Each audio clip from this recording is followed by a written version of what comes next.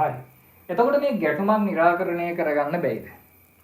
මේ ගැටුම निराකරණය පිළිබඳව විවිධ වූ සංකල්ප තියෙනවා. ගැටුමක් නිර්මාණය කර ගැනීමට විවිධ වූ සංකල්ප තියෙනවා. ඒ සංකල්ප තමයි ගැටුම් निराකරණය, ගැටුම් කළමනාකරණය, ගැටුම් පරිවර්තනය, ගැටුම් වළක්වීම සහ ගැටුම් කල්තියා හඳුනා ගැනීම. ගැටුම් निराකරණය, කළමනාකරණය, පරිවර්තනය, වැළැක්වීම සහ කල්තියා හඳුනා ගැනීම. අපි සරලව මේ එකින් එක හඳුනා ගමු. මොකද්ද මේ එකින් එක කියන්නේ කියලා. හරි. එතකොට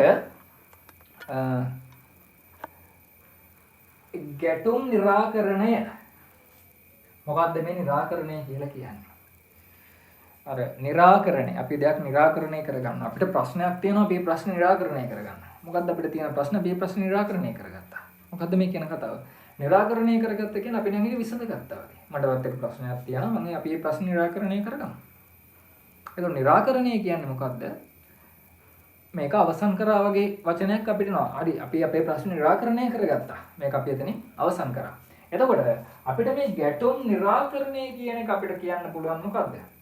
යම් ආකාරයෙන් ගැටුම අවසන් කරා. එහෙම නැත්නම් හැම ගැටුමකටම මුල් වෙන හේතුවක් තියෙනවා. ඒ මූල සාධකය අපි ඉවත් කරා. ගැටුමට මුල් වෙච්ච හේතුව අපි ඉවත් කරා. එතනින් එහාට ගැටුමක් නැහැ. හරි. ඒකට ගැටුම් निराකරණය පිළිබඳව වැදගත් වෙන චින්තකයෙක් ඉන්නවා ලාවෝ. මේ ලාවෝ ගැටුම පිළිබඳව ගැටුම් निराකරණය පිළිබඳව මොකක්ද කියලා අදහස් දක්වලා තියෙනවා. මේ ගැටුම් निराකරණය කියලා කියන්නේ අපි සරලව අඳුනගමු. පාර්ශව දෙකම තෘප්තිමත් එකඟතාවයකට පැමිණීම. ගැටුම් निराකරණය කියලා කියන්නේ මොකද්ද? පාර්ශව දෙකක් මොකක් හරි අරමුණක් වෙනුවෙන් සටන් වදිනවා. ඒ දෙකොට්ටාසය මේ කියන්නේ පාර්ශව දෙකම Tamanගේ අභිලාෂ පිළිබඳ තෘප්තිමත් එකඟතාවයකට පැමිණීම. ඒ වගේම ලාවෝ කියනවා අවසාන විසඳුම ගැටුමට සම්බන්ධ පාර්ශව දෙකටම හානි නොවනසේ ලැබීම. මේ ගැටුම निराකරණය කියන්නේ ගැටුම අවසන් කරන්න එන අවසාන විසඳුම ගැටුමට සම්බන්ධ පාර්ශව දෙකටම හානි නොවන ලෙස එළඹීම. පසුකාලීනව ගැටුම නැවත ඇති නොවීම. මේ ගැටුම निराකරණය වුණාට පස්සේ පසුකාලීනව ගැටුම ඇති නොවන ලෙස වග බලා ගන්න ඕන ගැටුම් निराකරණය. ඒ වගේම අවසාන විසඳුම ඇතුලේ යුක්තිය සාධාරණත්වයේ කියන එක තියෙන්න ඕන. ඒ වගේම ගැටුමට සම්බන්ධ පාර්ශවවලට ප්‍රමාණාත්මක අවස්ථාවයක් ප්‍රමාණාත්මක ඉඩකඩක් දෙන්න ඕන. ඔවුන්ගේ අදහස් ප්‍රකාශ කිරීමට ඔවුන්ගේ ඉල්ලීම ඉෂ්ට කරන්න, ඉටු කරන්න, ඉල්ලීම් ගැන පවසන්න ගැටුමට සම්බන්ධ පාර්ශවවලට ප්‍රමාණාත්මක අවස්ථාවක් ලබා දෙන්න ඕන කියලා ලාවෝ කියනවා. වොලොස්ටීන්ගේ ගැටුම් निराකරණය පිළිබඳ අපි නිර්වචනය දැනගමු මොකක්ද කියලා. ගැටුමට සම්බන්ධ වූ පාර්ශවයන් කිසියම් අරමුණු සහගතව එක තැනකට ගෙනීමේ දීර්ඝකාලීන ක්‍රියාවලියක් තමයි ගැටුම් निराකරණය කියලා කියන්නේ කියලා වොලොස්ටීන් කියලා තියෙනවා. ඒ කියන්නේ ගැටුමට සම්බන්ධ වෙච්ච පාර්ශවයන් අපි ගත්තොත් A හා B ගත්තොත් Aට තියෙනවා වෙනම අරමුණක් මේ ගැටුම ඇති වෙන්න, Bට තියෙනවා වෙනම අරමුණක්. මේ A හා B එකම තැනකට ගෙනීමේ, ඒ කියන්නේ එකම අරමුණකට අභිලාෂයකට ගෙනීමේ දීර්ඝකාලීන, ඒ කියන්නේ මේ කෙටි කාලීන නෙමෙයි අපි කියනවා ගැටුමක් निराකරණය කිරීම කෙටි කාලීන දෙයක් නෙමෙයි දීර්ඝකාලීන දෙයක්. දීර්ඝකාලීන ක්‍රියාවලියක් කියලා වොලොස්ටීන් කියනවා. හරි. එතකොට ගැටුම් निराකරණය පිළිබඳ යම් අදහසක් තියෙනවා. ගැටුම් निराකරණය කියලා කියන්නේ ගැටුමට හෙල් වෙච්ච මුල් වෙච්ච හේතු සාධක සම්පූර්ණයෙන්ම ඉවත් කිරීම. හරියට නිකන් අපි වල් ගහක් උඩින් ගැලෙවුවොත් මොකද වෙන්නේ? වල් ගහ උඩින් කැපුවොත් මේකේ මුල තියනකම් මේ ගහ පැලවෙනවා. හැබැයි ගැටුම් निराකරණය කියලා කියන්නේ මොකද්ද? ගැටුමේ ඒ වල් ගහේ මුල් වලින්ම ගලවලා ගැටුම වල් ගහ අයින් කරන එක. එහෙම කරාම ආය මේ වල් ගහ පැලවීමක් වෙන්නේ නැහැ. හරි. ඊගාවට අපි යනවා ගැටුම් කළමනාකරණය. මොකද්ද මේ කළමනාකරණය කියලා කියන්නේ? සාමාන්‍යයෙන් අපි ගත්තොත් කළමනාකරණය කියන වචනේ අපි අහලා තියෙනවා මීට කලින් ජල කළමනාකරණය. කියන්නේ මොකද්ද? ජලය යම් තාක් දුරකට සීමා කරලා පාලනය කරගන්න එක. ඔබේ වැටුම ඔබ හොඳින් පාලනය කරගන්න. මම කියනවා ඔබේ වැටුප ඔබ හොඳින් පාලනය කරගන්න. කළමනාකරණය කරගන්න. එතකොට වැටුප ඔබ හොඳින් කළමනාකරණය කරගන්නවා කියන්නේ මොකද්ද? ජීවිතේ විඳින්න කොටසක් ඉතුරු කරගන්නවා, අනාගතයට කොටසක් ඉදිරි කරගන්නවා, තමන්ගේ හීන වෙනුවෙන් කොටසක් ඉදිරි කරගන්නවා, තමන් අසනීප වුණාම කොටසක් ඉදිරි කරගන්නවා. එතකොට කළමනාකරණය කිව්වම මේක යම් ආකාරයක සීමා කිරීමක්, කළමනාකරණය කිරීමක්, පාලනය කර ගැනීම. හරි. එතකොට ගැටුම් කළමනාකරණය කියලා කියන්නේ යම් ආකාරයේ ගැටුම සීමා කිරීමකට ලක් කිරීම. එහෙම නැත්නම් ඒ විදිහටම කියනවා නම් යම් ආකාරයේ ගැටුම මධ්‍යස්ථ කිරීමකට ලක් කිරීම. හරි. ගැටුම් කළමනාකරණය ගැන කතා කරද්දී අපිට වැදගත් චින්තකයෙක් වෙනවා සාට්මන්. සාට්මන් කියනවා ඔහු මේ නිරාකරණය කළමනාකරණය අතර තියෙන වෙනස පෙන්වා දෙනවා. මොකද්ද සාට්මන් කියන නිරාකරණය කළමනාකරණය අතර තියෙන වෙනස? ගැටුම් නිරාකරණය කියලා කියන්නේ ගැටුම සම්පූර්ණයෙන්ම නිරාකරණය කිරීම. ඒ කියන්නේ ගැටුමට සම්බන්ධ සියලු හේතු ඉවත් කිරීම. ගැටුම් නිරාකරණය කියලා කිව්වේ ගැටුමට සම්බන්ධ සියලු හේතු අපි සම්පූර්ණයෙන් ඉවත් කරනවා. හැබැයි ගැටුම් කළමනාකරණය කියලා කියන්නේ පවත්නා තත්ත්වය පාලනය කිරීම. ගැටුම් කළමනාකරණය කරනවා කියලා කියන්නේ මොකද? යම් ආකාරයේ ඒ පවත්නා තත්ත්වය කළමනාකරණය කිරීමක් තමයි ගැටුම් කළමනාකරණය කියලා කියන්නේ. එතකොට සාට්මන් කියන විදිහට ගැටුම් නිරාකරණය කියලා කියන්නේ මේක ඊටමත් දිගු කාලයක් ගත වෙන ඍජු ක්‍රියාමාර්ග ගත යුතු අවසානයේ පාර්ශව සම්මුතියකට පැමිණෙන දෙයක් තමයි කළමනාකරණය නිරාකරණය ඇතුලේ වෙන්නේ. හැබැයි ගැටුම් කළමනාකරණය ඇතුලේ වෙන්නේ මොකද්ද? පාර්ශව යම් ආකාරයේ මධ්‍යස්ථ කිරීමක් පමණයි ගැටුම් කළමනාකරණය ඇතුලේ වෙන්නේ. එතකොට මේ ලේක් සහ පොච්චයි කියන දේශපාලන දාර්ශනිකයෝ කියන දෙයක් තමයි ගොඩාක් වෙලාවට අපි දැකලා තියෙන විවිධ ගැටුම්. මොනවද අපි දැකලා තියෙන විවිධ ගැටුම්? අපි අන්තර්රාජ්‍ය ගැටුම් දැකලා තියෙනවා. රාජ්‍යයක් ඇතුලේ ගැටුම් දැකලා තියෙනවා. එතකොට ගොඩක් වෙලාවට රාජ්‍යයක් ඇතුලේ ගැටුම් ඇති වෙන්න හේතුවක් තමයි මේ ජනවාර්ගික ගැටුම් කියලා කියන්නේ. ඒ කියන්නේ විවිධ ජනවර්ග රටක් ඇතුලේ ඉන්නකොට අපි දන්නවා මාළු ටැංකියක් ඇතුලේ එක එක ජාතිය මාළු ඉන්නවා වගේ වැඩක් මේක. එකම මාළු ටැංකිය ඇතුලේ එක එක ජාතිය මාළු ඉන්නකොට වෙන වැඩේ මොකද්ද? මේ මාළු කොටා ගන්න.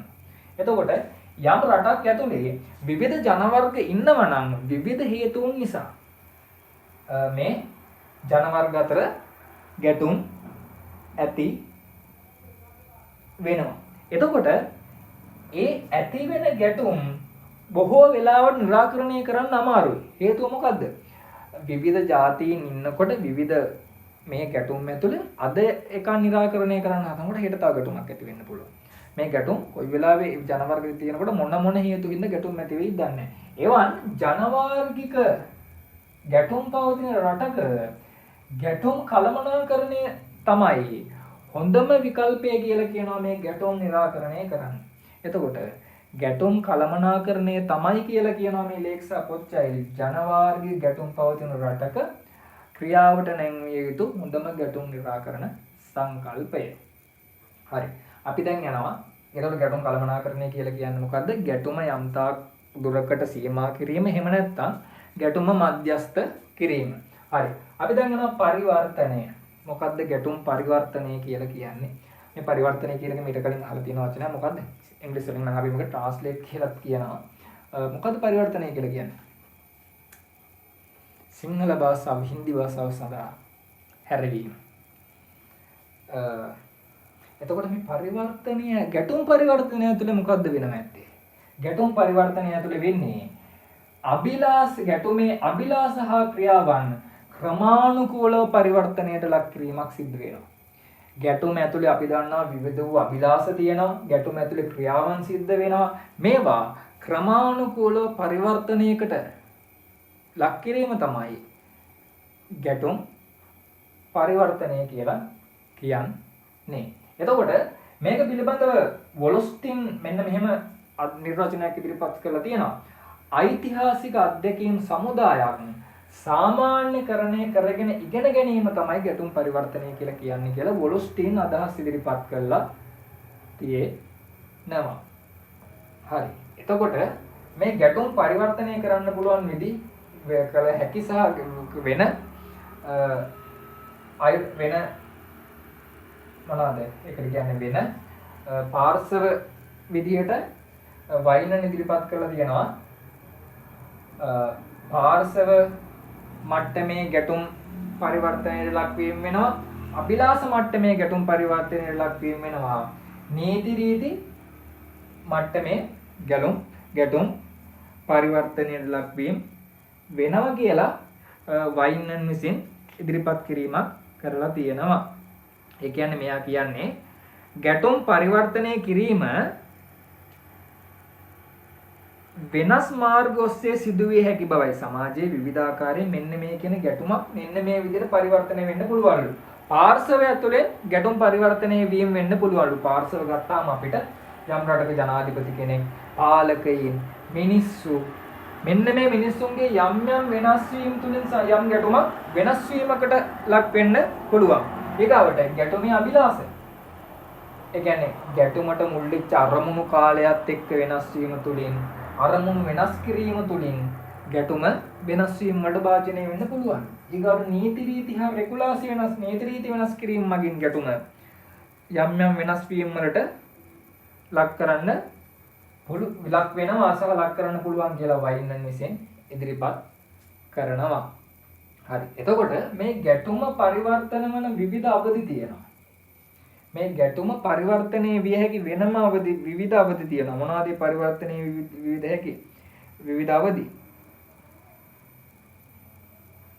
පරිවර්තන අවධිය, එකඟතාවයේ පවතින අවධිය, ඉවත් කර ගැනීමේ අවධිය.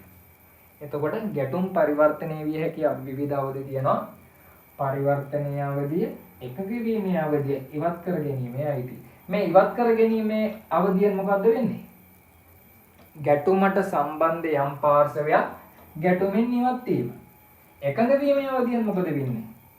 ගැටුම් සම්බන්ධ පාර්ශව දෙක යම් එකඟතාවයකටපත් වීම. ගැටුම් පරිවර්තනීය අවධියෙන් මොකද්ද වෙන්නේ? ගැටුම දීර්ඝ යම් කාලයක් තිස්සේ විවිධ හේතු මුල් වෙලා මේ ගැටුමේ යම් ආකාරයේ පරිවර්තනයන් වලට ලක් වීම. එතකොට ගැටුම පරිවර්තනය වන අවධි විදියට පරිවර්තන අවධිය, එකඟ වීම අවධිය සහ ඉවත් කර ගැනීමේ අවධිය අපිට හඳුන්වා දෙන්න පුළුවන්කම තියෙනවා. තවදුරටත් මේ ගැටුම් පරිවර්තනය ගැන කතා කරනකොට ලෙඩ්රෙග්ගේ න්‍යායයට අනුව ගැටුම් පරිවර්තන ප්‍රතිමානයන් තියෙනවා. මේ ලෙඩ්රෙග්ගේ න්‍යායයට අනුව ගැටුම් පරිවර්තනය වන විවිධ ප්‍රතිමානයන් තියෙනවා. මොනවද මේ ප්‍රතිමානයන්? පෞද්ගලික මට්ටමින් ගැටුමක් පරිවර්තනය වෙන්න පුළුවන්කම පවතිනවා. ඊගාවට සම්බන්ධතා මට්ටමින් ගැටුමක් පරිවර්තනය වීමේ හැකියාව තියෙනවා. ව්‍යුහාත්මක මට්ටමින් ගැටුමක් පරිවර්තනය වීමේ හැකියාව තියෙනවා. සංස්කෘතික මට්ටමින් ගැටුමක් පරිවර්තනය වීමේ හැකියාව තියෙනවා. පෞද්ගලික මට්ටමින් ගැටුමක් පරිවර්තනය වීමේ හැකියාව තියෙනවා කියනකොට අපිට කියන්න පුළුවන් මොනවද? යම් ආකාරයේ පෞද්ගලික ගත්තාම පුද්ගලයෙක් කියන්නේ පුද්ගලයෙක් තුළින් මේ ගැටුම වෙනස් වීමේ හැකියාව තියෙනවා. සම්බන්ධතා මට්ටමින් මේක වෙනස් වෙනවා කිව්වහම ඒ ගැටුමේ විවිධ සම්බන්ධතා තියෙනවා. ඒ විදේශ කිවිසුම් මේ වගේ දේවල් වලින් මේ ගැටුම පරිවර්තනයන් වලට ලක් වෙන්න පුළුවන්. ඊගාවට ව්‍යුහාත්මක වශයෙන් කියලා කිව්වම මොනවාද? ඒ අපි ගත්තොත් රාජ්‍යයක් ඇතුලේ ගත්තොත් ඒ රාජ්‍ය ඇතුලේ විවිධ නීති අනපනත් විවස්ථා වෙනස් වීම ඇතුලේ මේ ව්‍යුහාත්මක විදිහට මේ ගැටුම් වෙනස් වෙන්න පුළුවන්. ඒකට සංස්කෘතිය ගත්තාම සංස්කෘතියේ විවිධ පවතින සිරිත් ඇදහිලි සම්ප්‍රදායන් හින්දා ගැටුමක් වෙනස් වීමේ පරිවර්තනය වීමේ හැකියාව පවතිනවා. හරි. ඒතකොට පරිවර්තනය කියලා කියන්නේ මොකද්ද? අභිලාෂ හා ක්‍රියාවන් ගැටුමේ අභිලාෂ හා ක්‍රියාවන් ක්‍රමානුකූල පරිවර්තනයට ලක් කිරීම කියලා අපි කෙටියෙන් ඉගෙන ගමු. ඒක ඇතුළේ අපිට වයින්නන්ගේ ගැටුම් පරිවර්තනය වන ආකාරය, ඊගාවට පරිවර්තන අවධි, ඊගාවට ලෙඩ්රෙග්ගේ න්‍යාය කියන දේවල් වැදගත් වෙනවා. එතනින් එහාට ගියාම ගැටුම වැළැක්වීම කතා කරොත් ගැටුම වැළැක්වීම කියලා කියන්නේ අපිට යම් ආකාරයේ උදාහරණයක් විදිහට අපි ගමු ගෙදර. එතකොට මේ ගෙදර ඇතුලේ මහල් සංකීර්ණයක් ගමු. මහල් සංකීර්ණයක් ඇතුලේ අනිවාර්යෙන් තියෙනවා ගින්නක් ඇති වුණාම ඒ ගින්න පාලනය කරන්නේ කොහොමද? ඒ පාලනය කරන්න මොනවද තියෙන මෙවලම්? ඒ මෙවලම් විවිධ මෙවලම් තියෙනවා. ඒ වගේ මේ වැළැක්වේ ගින්න පාලනය කරන්න ඒ මහල් සංකීර්ණයේ ඉන්න අයට යම් ආකාරයේ පුහුණුවක් උපදෙස් ලබා දීමක් සිද්ධ කරලා තියෙනවා. එතකොට මේ ගැටුම් වැළැක්වීම කියලා කියන්නේ ඒ වගේම දෙයක් කොහොමද ගැටුමක් වළක්වන්නේ? එතකොට ගැටුම වළක්වන්න ප්‍රධාන ආකාරයෙන් ක්‍රම දෙකයි සැහැල්ලු වැළැක්වීම සහ ගැඹුරු වැළැක්වීම. සැහැල්ලු වැළැක්වීම කියලා කිව්වම ගොඩක් වෙලාවට ගැටුමේ මූල සාධනය පිළිබඳව තැකීමක් කරන්නේ නැහැ. ඒ වෙලාවේ පවතින ගැටුම තවදුරටත් ඉදිරියට යා නොදී වැළැක්වීමක් පාලනය කිරීමක් තමයි සැහැල්ලු වැළැක්වීමේදී කරන්නේ. ගොඩක් වෙලාවට රාජතාන්ත්‍රික උපක්‍රම, ජනාධිපතිවරුන්, විදේශ රාජදූතයින් ගැටුම සාකච්ඡා කිරීම තුළින් සැහැල්ලු වැළැක්වීම තුළින් ගැටුම අවසන් කරනවා. හැබැයි ගැඹුරු ගැටුම් වැළැක්වීම ඇතුලේ මොකද වෙන්නේ? ගැටුම නිකන් අර ගහේ මුල් උදුරා දමනවා වගේ කෙලින්ම ගැඹුරු වැළැක්වීමේ ක්‍රමයේදී මේ ක්‍රමය ආමන්ත්‍රණය කරන්නේ ගැටුමේ මුල් වලට, ගැටුමට හේතු වෙච්ච කාරණා වලට. එතකොට මේ ගැටුම වැළැක්වීම ගැඹුරු වැළැක්වීම කියන්නේ දීර්ඝකාලීන ක්‍රියාවලිය. ගැටුමේ මූල සාධක වලට ආමන්ත්‍රණය කිරීමක් ගැඹුරු ගැටුම වැළැක්වීම ඇතුලේ සිද්ධ වීමක් වෙනවා. එතකොට සමාජයක් ඇතුලේ ගැටුමක් තියෙනවා නම් අපිට ඒක ගැඹුරු විදිහට වළක්වනවා නම් ගැඹුරු ක්‍රමයේ ඇසුරේ සමාජය ඇතුලේ යුක්තිය, සාධාරණත්වයේ, සමානාත්මතාව, අයිතිවාසිකම්, නිදහස්, මැතිවරණ පැවැත්වීම වගේ දේවල් තුළින් ගැඹුරු වැළැක්වීම යටතේ අපිට ගැටුමක් වැළැක්වීමේ හැකියාව තියෙනවා. හරි. ඊගාට අපි ඉගෙන ගන්නවා කල්තියා ගැටුම හඳුනා ගැනීම. කල්තියා ගැටුම හඳුනා ගැනීම. එතකොට මේ කියන්නේ මොකද්ද? හරකා ඉන්නේ කොහෙටද? පොල් පැලේ කණ්ඩ කියලා අපි කලින් හඳුනාගන්න එක තමයි ගැටුම කල්තියා හඳුනා ගැනීම කියලා කියන්නේ. හරකා ඉන්නේ කොහෙටද? පොල් පැලේ කණ්ඩ කියලා කලින් දැනගන්න එක තමයි අපි ගැටුම් කල්තියා හඳුනා ගැනීම කියලා කියන්නේ. ඒ කියන්නේ උදාහරණයක් විදිහට අපි ගන්නවනේ හැමදාම දැන් මේ දවස්වල ඊයේ පෙරේදා කාලගුණ දෙපාර්තමේන්තුව විසින් කිව්ව දෙයක් තමයි එයාලේ අම්මාකාරයේ සාධක සලකා බැලීමක් කරලා එයාලා කිව්වා මෙන්න මේ කාලෙන් පස්සේ වහිනවා. ඒතකොට දැන් කිව්ව විදිහටම ඊයේ ලංකාවේ බොහෝ ප්‍රදේශවලට වර්ෂාපතනය සිද්ධ වුණා. එතකොට මේ ගැටුම කල්තිය හඳුනා ගැනීම කියන්නේ දෙන්නේ මේ වගේ දෙයක්. සමාජයේ දත්ත ගබඩා කර විශ්ලේෂණය කරමින් කාලගුණ පද්ධතියක් වගේ ගැටුමේ විවිධ සංසිද්ධි ගැටුම විය හැකිතා පිළිබඳව නිගමනයකට එන එක තමයි ගැටුම කල්තිය හඳුනා ගැනීම කියලා කියන්නේ. එතකොට ගැටුමක් කල්තිය හඳුනා ගැනීමේ ක්‍රම තියෙනවා. අපිට පුළුවන් මේ විදිහට මේක කෙනෙක් පොල්ඩින් තමයි මේක වර්ධනය කරන්නේ. එයා කියනවා දත්ත එකතු කර දත්ත ගබඩා කර දත්ත විශ්ලේෂණය කිරීමෙන් අපිට ගැටුම පිළිබඳ යම් ආකාරයේ නිගමනවලට එන්න පුළුවන්. හරියට කාලගුණ පද්ධතියක් වගේ. එතකොට මේ ගැටුම කල්තිය හඳුනා ගැනීමේ ක්‍රම මොනවද? ඇතිවිය හැකි ප්‍රදේශ හඳුනා ගැනීමට හැකි වෙන වාසියම කුමන ආකාරයෙන් මේක පැන නගීද? මේක විශාල ප්‍රමාණයෙන් මේකට ඇති වේද? මධ්‍ය ප්‍රමාණයෙන් ඇති වේද කියලා අපිට දැනගන්න හැකියාව තියෙනවා. දෙවෙනි එක තමයි මොන ආකාරයේ හිංසනයක් මේක ඇතුලේ ඇති වේදයි තක්සේරු කරමින් ප්‍රගතිය වාර්තා කිරීම කියන දෙක සාධක දෙක අපිට ගැටුමක් කල්තිය හඳුනා ගැනීමේ ක්‍රම දෙක විදිහට හඳුනා ගැනීමේ හැකියාව පවතිනවා. හරි. අපි එතකොට මේ කතා කරේ ගැටුම් නිරාකරණ සංකල්ප මොනවාද? ගැටුම් නිරාකරණය, කළමනාකරණය, පරිවර්තනය, වැළැක්වීම, ගැටුම් කල්තිය හඳුනා ගැනීම. හරි. අපිට පුළුවන් මේ ගැටුම් විශ්ලේෂණය කරන්න. අපිට පුළුවන් මේ ගැටුම් විශ්ලේෂණය කරන්න. මම මේක තුළ මේ විශ්ලේෂණය කියන වචනේ හුඟනේ. මොකද්ද විශ්ලේෂණය කරනවා කියලා කියන්නේ? අපි දෙයක් දැකීම තුලින් පමණක්, ඇසීම තුලින් පමණක් නිගමනයකට එනවා නම් ඒක නෙමෙයි විශ්ලේෂණය කියලා කියන්නේ. විශ්ලේෂණය කියලා කියන්නේ මොකද්ද? අපි යම් දෙයක් හොඳින් දැකලා ඒ පිළිබඳ විමසලා ඒක පිළිබඳ විද්‍යාත්මකව ආනුභාවිකව ප්‍රත්‍යක්ෂ වේදී මූලධර්ම ඇසුරෙන් යම් ආකාරයේ නිගමනයකට එනවනම් අපිට ඒක විශ්ලේෂණයක් කියලා කියන්න පුළුවන්. දැන් අපි මේ විශ්ලේෂණය කියන වචනේ ඔයාලා අහලා තියෙනවනේ. මේ අපි යම් ආකාරයේ විශ්ලේෂණයක් කරනවා. සමාජීය විශ්ලේෂණයක් කරනවා. එතකොට මේ විශ්ලේෂණය කියලා කියන්නේ යම් ආකාරයේ බර වචනයක්. ඒ කියන්නේ යම් සිද්ධියක් පිළිබඳව කරුණු රැස් කරලා දත්ත ගබඩා කරලා විවිධාකාරයේ පරීක්ෂණ මෙවලම් ඇසුරෙන් විද්‍යාත්මක ක්‍රම ඔස්සේ අවසාන නිගමනයකට එනවනම් අපි ඒකට විශ්ලේෂණය කිරීමක් කියලා කියන්න පුළුවන්කම තියෙනවා. එතකොට ගැටුම් විශ්ලේෂණ මෙවලම් තියෙනවා. එතකොට මේ ගැටුම් විශ්ලේෂණයේ මොනවද තියෙන වාසි? අපිට මේ ගැටුම් විශ්ලේෂණයේ තියෙන වාසි තමයි පාර්ශ්ව හඳුනා ගන්න පුළුවන්. ගැටුමේ තත්ත්වයන් හඳුනා ගන්න පුළුවන්. ඒ කියන්නේ ගැටුමේ සීමාව කොයි වගේද කියලා හඳුන්වන්න පුළුවන්. ඒ වගේම මම කරුණු කතා කරන්නේ මේ ගැටුම් විශ්ලේෂණ මෙවලම් තියනවා කියලා.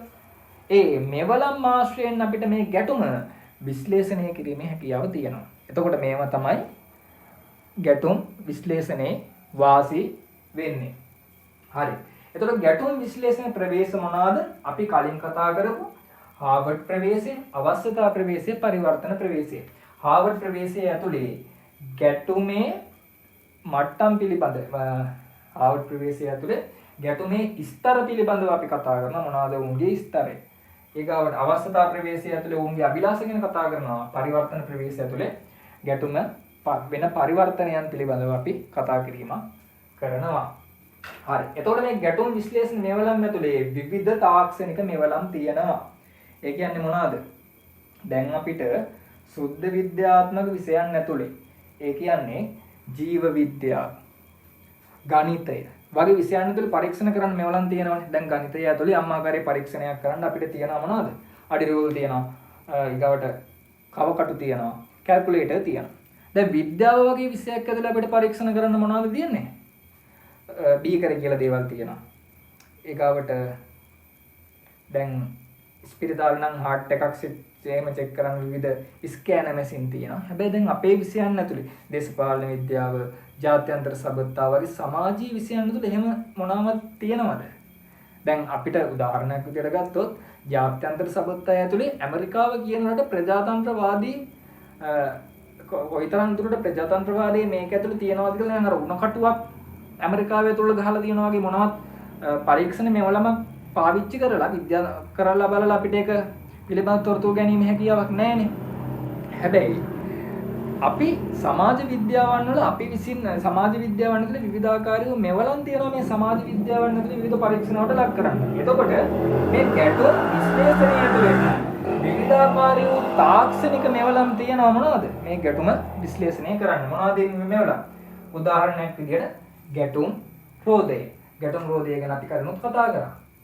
මේක පටන් ගන්නෙ පුද්ගලානුබද්ධ ගැටුම්, දත්ත මත පදනම් වූ ගැටුම්, ඊගවට දත්ත මත පදනම් වූ ගැටුම්, අභිලාෂ මත පදනම් වූ ගැටුම්, ව්‍යුහාත්මක ගැටුම්, අර පද්ධතියින් මත ඇතිවෙච්ච ගැටුම්.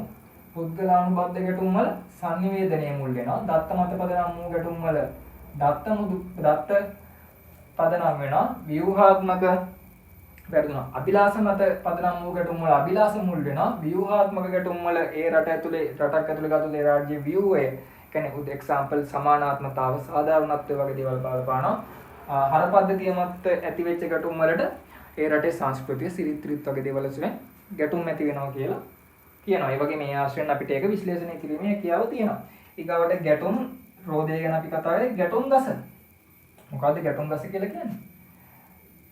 මේක මෙහෙම කඳ තියෙනවා, මුල් තියෙනවා, අතු බෙදිලා තියෙනවා, ගෙඩි තියෙනවා. එතකොට මේ ගහේ මුල් වලින් නිරූපණය කරන්නේ හේතුව. මේ ගැටුම ඇති වෙන්නේ ඇයි ඒ? ඊගාවට මේ ගැටුමට හේතු වෙන ඒවා වලින් කඳ නිර්මාණය වෙනවා. ඒ කියන්නේ කඳ කියන්නේ මොකද්ද? ගැටුම.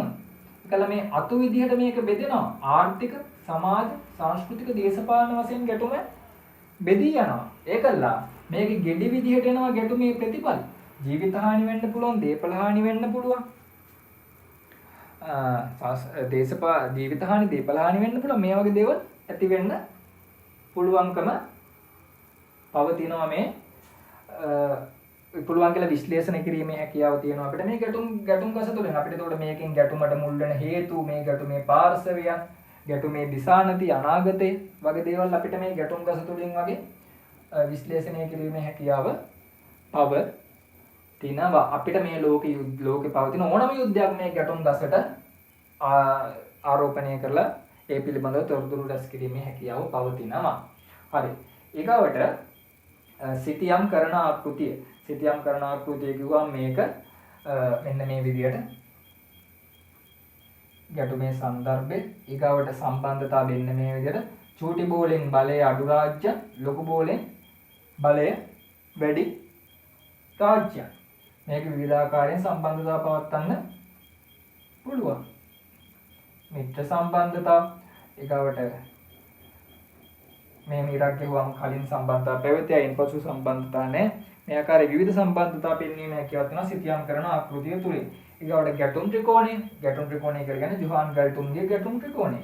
A B C ආකල්ප චර්යාවන් ගැටුමේ સંદર્ભය.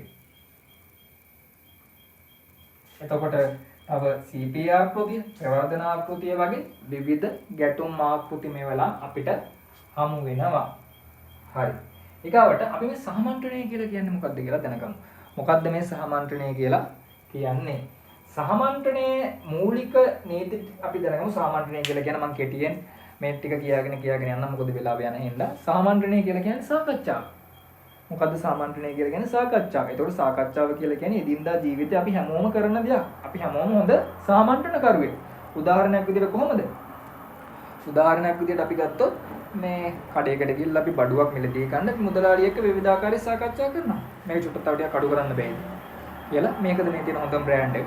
කියලා අපි සාකච්ඡා කරනවා. අපි එදිනදා ජීවිතේ විවිධ දේවල් පිළිබඳව අපි සාකච්ඡා කිරීම කරනවා. ඒතකොට සාමන්ත්‍රණය කියන්නේ සාකච්ඡාවට සාකච්ඡාවේ මූලික සාමන්ත්‍රණයේ මූලික නීති වෙන්නේ මොනවද? සියලුම පාර්ශවයන් සම්බන්ධ වීමේ හැකියාව මම මේ කෙටියෙන් කියන්නේ. ඊගාවට පාර්ශව දෙකටම නිදාසේ අදහස් පළ කිරීමේ හැකියාව, ඒ වගේම රහස්‍යභාවය ආරක්ෂා කිරීම, සාමන්ත්‍රණයේ සම්මුතියකට පැමිණීම, පාර්ශව දෙක අතර සංනිවේදනයේ බිඳ වැටී ඇතනම් තුන්වන පාර්ශවයේ මැදිහත් වීම, ඊගාවට මේ ගැටුම් සාමන්ත්‍රණය නියමිත වේලාවට සිදු කිරීම. මම මේක ලේසියෙන් මතක තියාගන්න මෙන්න මේ විදියට. ඒකාශය සම්මුතියකට බිඳ වැටිලා නම් 3 වෙලාවට කියලා සරල විදිහ මම ඉතින් මතක තියාගෙන ඉන්නවා. හරි. එතකොට මේ සහමන්ත්‍රණය ඇතුලේ මොනවාද මේ වර්තමානයේදී මිහාරා ගුහාව ගැටලු, බංගලාදේශීය ගැටලු වගේ ගැටලු සහමන්ත්‍රණය තුලින් නිරාකරණය කරගෙන තියෙනවා. වලට මම දැන් හිතලා ජාත්‍යන්තර සබඳතා කරන කෙනෙක් විදියට මේ වෙනකොට ලෝක යුද්ධ අපිට පේන්න දෙන ඒ ලෝක යුද්ධ ඇතුලේ කොයි වගේ සහමන්ත්‍රණ සිද්ධ වෙනවද? උදාහරණයක් විදිහට ගමුකෝ අපි දෙවන ලෝක මහා යුද්ධෙම මතකද? දෙවන ලෝක මහා යුද්ධයේ කියුබාවේ මිසයිල් අර්බුදය තුන්වන ලෝක මහා යුද්ධයකට යනකොට USA සහ USSR සාකච්ඡා කරලා ඒ ප්‍රශ්නේ විසඳුම් කරගන්නවා. ඒක තමයි සාමන්ත්‍රණය කියලා කියන්නේ. හරි. ඊගොඩ අපි යනවා කොහෙටද? සමතකරණයට. සමතකරණය කියලා කියන්නේ මොකද්ද? සමතකරණය ඇතුලේ අනිවාර්යෙන් මැදිහත් කරුවෙකු ඉන්නවා. අපි දැන් අහලා තියෙනවනේ මොකද්ද? සමත මණ්ඩලය. දැන් සමත මණ්ඩලය ඇතුලේ වෙන්නේ මොකද්ද? ගමේ තියෙන සමත මණ්ඩලය. ඒක ඇතුලේ වෙන්නේ ගමේ ප්‍රශ්න මොකක් කර ඇතුණාම උසාවිය යන්න කලින් පොලිසියට යන්න කලින් සමත මණ්ඩලයකට දාලා ඒක බාහිර පාර්ශවයක් විසින් මේක විසඳීම සඳහා විවිධ යෝජනා ලබා දෙනවා. එතකොට මේ සමතකරණය ඇතුලේ අනිවාර්ය මැදිහත් කරුවෙකු අපිට දැක ගැනීමේ හැකියාව තියෙනවා. එතකොට සමතකරණය කියලා කියන්නේ මේක ඇතුලේ මැදිහත් කරණයක් සිද්ධ වෙනවා. ඊගාවට මේක ඇතුලේ ඕනෑම ආකාරයේ තුන්වන පාර්ශවයක් සහභාගී වීම හැකියාව තියෙනවා. ඒ වගේම මේක පාර්ශවයන් විසින් තමයි මේ කාර්යයන් ඉටු කරන්නේ. තවදුරටත් අපි මේ සමතකරණය ගැන කතා කරොත් මේක ඇවිල්ලා මේ ගැඹුරින් මිහිදුණු ගැටුම් සඳහා තමයි ගොඩක් වෙලාවට මේ සමතකරණය භාවිතා කරන්නේ. මැදිහත් කරුවෙකු යොදා ගන්නු ලබනවා. සාමාන්‍ය කුඩා හා මහා පරිමාණ ගැටුම් ලෙස වර්ග කරන්න පුළුවන්. විකල්ප ගැටුම් ආරවුල් නිරාකරණය කරනවා. මේක ඇතුලේ තුන්වන පාර්ශවයේ මැදිහත් වීම ගැටුම් අවසන් කිරීමට උවමනා වෙනවා. මේකේ මූලික ලක්ෂණ තමයි මොනවාද? බාහිර මධ්‍යස්ථකාරයෙකුගේ ක්‍රියාකාරීත්වයෙන් ක්‍රියාත්මක වීම. බාහිර මැදිහත්කරුවෙකුගේ මැදිහත් වීම මගින් ක්‍රියාත්මක වීම. පාර්ශවයන්ගේ පරස්පරතා දුෂ්කරතා විසඳා ගැනීමට උදව් පහසුකම් දීම. निराकरणය සඳහා කොන්දේසි විරහිතව සමතකරණයේ දියත් කිරීම. ගැටුම් පාර්ශව වඩාත් නිර්මාණාත්මක එකඟතාවයන්ට එළඹවීම. පාර්ශව දෙක සාකච්ඡා මේසයට කැඳ වීම. එතකොට මේ සමතකරණයේ ලක්ෂණ විදියට ගත්තොත් මේකේ බාහිර පාර්ශවයක් මැදිහත් වෙනවා.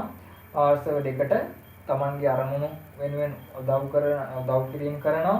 ඒ අපි දැන් ඉස්සර කතා කරපු දෙකමයි කිසිම මොකද්ද එකඟතාවයකින් තොරව මොකද්ද කිසිම කොන්දේසියකින් තොරව සමතකරණය දියත් කරනවා. සමතකරණයේ අවසාන එක නිර්මාණාත්මක එකඟතාවයකට එළඹෙනවා. පාර්ශව දෙක සාකච්ඡා මේසයට කැඳවීමේ හැකියාව තියෙන්න ඕන සමත කරුවෙක්ට. හරි. එතකොට මොනවාද මේ සමතකරණයේ වර්ග? සමතකරණයේ වර්ග අපිට කියන්න පුළුවන් විධිමත් ලෙස මැදිහත් වීම. ඒ කියන්නේ යම් රාජ්‍යක විධිමත් අයෙක් විසින් සමතකරණයට මැදිහත් වීම. ඊගාවට විද්වතුන් හා විද්‍යාඥයන් විසින් සිදු කරන සමතකරණය, පුද්ගලයන් මගින් සිදු කරන විධිමත් සමතනය, පරිවර්තනීය සංවිධාන මගින් සිදු කරන සමතනය, ජාත්‍යන්තර සංවිධාන මගින් සිදු කරන සමතනය සහ විශාල බලවත් රාජ්‍යයන් මගින් සමතකරණය කරන ආකාර අපට පෙන්වා දෙන්න පුළුවන්. ඊගාවට මේ ගැටුම් සමතන ක්‍රියාවලිය ගැන කතා කරමු. මේ ක්‍රියාවලිය කොහොමද වෙන්නේ? සමතන සාකච්ඡාවට ඇති හැකියාව පුළුල් කර ගැනීමක් මේක ඇතුළේ වෙනවා. පුළුල් පාර්ශව ගැටුම් පාර්ශව අතර ප්‍රාථමික මට්ටමින් සංනිවේදනය ගොඩනැගීමක් මේක ඇතුළේ සිද්ධ වෙනවා. ගැටුම් සම්බන්ධ පාර්ශව පොදු ගැටලු මතක තබාගෙන තීරුම්ගෙන ඒවට පොදු භූමිකාවක් ලබා දීම මේක ඇතුළේ සිද්ධ වෙනවා. ප්‍රතිවිරුද්ධ පාර්ශව සාකච්ඡා මේසයට ගෙනීමේ තිරසාර ක්‍රියාමාර්ග මේ ගැටුම් සමතන ක්‍රියාවලිය ඇතුළේ සිද්ධ වෙනවා. පාර්ශවයන් එකිනෙක හොඳින් හඳුනා ගැනීම මේ ගැටුම් සමතන ක්‍රියාවලිය ඇතුළේ සිද්ධ වෙනවා. අවශ්‍ය විටක බලපෑම් කිරීම සමතකරණ ක්‍රියාවලිය ඇතුළේ සිද්ධ වෙනවා. තවදුරටත් පාර්ශව දෙක සමතකරණ ක්‍රියාවලියට සහභාගී කරවා ගැනීම හා නිරීක්ෂණය කර ගැනීම මේ සමතකරුවෙක් ඇතුළේ සිද්ධ වෙනවා. සාකච්ඡාව අවසානයේදී निराකරණ ලේඛනයකට අත්සන් කර ගැනීම එකඟ කර ගැනීමේ ක්‍රියාවලිය මේ ගැටුම් සමතන ක්‍රියාවලිය ඇතුළේ සිද්ධ වෙනවා. අත්සන් ලේඛනයේ ක්‍රියාත්මක කිරීම සාතික කර ගැනීම මේ ගැටුම් සමතන ක්‍රියාවලිය ඇතුළේ සිද්ධ වෙනවා. ඒ ක්‍රියාත්මක කිරීමේ වග කියනා ලෙස සමතකරු ක්‍රියාත්මක වෙනවා මේ ගැටුම් සමතන ක්‍රියාවලිය ඇතුළේ. හරි. එතකොට ගැටුම් සමතන ගැන අපි යම් ආකාරයේ අදහසක් තියෙනවා. හරි. එතකොට සාමය කියලා කියන්නේ මොකක්ද? අපිට හැමතිස්සෙම එහෙන වචනයක් තමයි සාමය කියලා කියන්නේ. පොඩි කාලේ දහම් පාසල් ගියාමත් ඉස්කෝලේදීත් අර ඉස්කෝලේ එනකොට කියන ගාථාව ඇතුළේ තියෙනවා උදා වේවා ලෝක සාමය. එතකොට සාමාන්‍ය මිලිටරි අදහස ඇතුළේ නිර්වචනය ඇතුළේ සාමය කියලා කියන්නේ අත්‍යවශ්‍යයෙන්ම යුද්ධය නොමැති තත්ත්වයක්. මේ සාමය කියලා කියන්නේ සාමාන්‍ය මිලිටරි නෙමෙයි වැඩ තමයි. සාමාන්‍ය මිලිටරි නෙමෙයි. සාමය කියලා කියන්නේ සාමාන්‍ය මිලිටරි නෙමෙයි.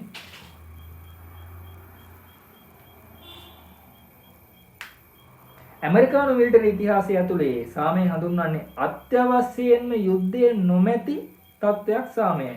ඒතකොට සාමාන්‍ය මිලිටරි අදහස තුළ සාමය හඳුන්වන්නේ යුද්ධ මගින් අරගල කරනු මේ සාමය දිනා ගැනීම සඳහායි. එසේ නැතිනම් සාමය පවත්වාගෙන යාම සඳහා බලය භාවිතා කිරීම යන අධිරය කියලා සාමාන්‍ය මිලිටරි අදහස ඇතුලේ කියනවා. හැබැයි මේකට වඩා වෙනස් අදහසක් සාමය පිළිබඳව ඇල්බර්ට් අයින්ස්ටයින් කියනවා. සාමය කියලා කියන්නේ සාමය යනු හුදෙක් යුද්ධයක් නොමැති තත්ත්වයක් නොව සාමය යනු යුක්තිය ඉටුවීම, නීතිය පාලනය, සමාජීය ආණ්ඩුව යන කාරණා, ආණ්ඩුකරණ යන කාරණා ඒ තුල අන්තර්ගතය. යුද්ධය නොමැති තත්ත්ව තුල සාමය පැවතිය නොහැක කියලා ඇල්බර්ට් අයින්ස්ටයින් කියනවා. මාටින් ලූතර් කියනවා යුද්ධයක් නොමැති තැන සාමය තිබිය නොහැකි බව. මාටින් ලූතර් කියන ඒ වගේම ඔහු කියනවා සත්‍ය සාමය හුදු අවධානය නොමැති තත්ත්වයක් පමණක් නොවන බවයි. නියම සාමය තුළ යුක්තිය අනිවාර්ය බව පවසයි.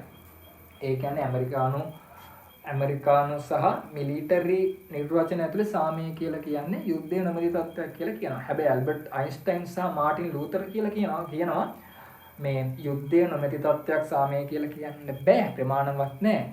යුද්ධයක් නොමැති තත්ත්වයක් තුළ අයිතිවාසිකම්, සාධාරණත්වයේ, යුක්තිය වගේ දේවල් පවතිනවා නම් ඒක තමයි සාමය කියලා මාටින් ලූතර් සහ ඇල්බර්ට් අයින්ස්ටයින් අදහස් පළ කරනවා.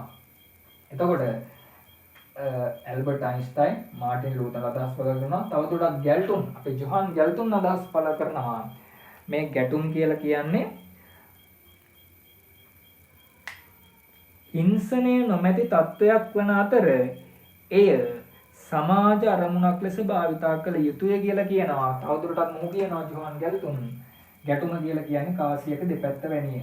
ධනාත්මක සාමය සහ වැරදුනා. සාමය කියලා කියන්නේ කාසියක දෙපැත්ත වැනිය. ධනාත්මක සාමය සහ ඍණාත්මක සාමය. ධනාත්මක සාමය කියලා කියන්නේ මොකද්ද? ගැටුමක්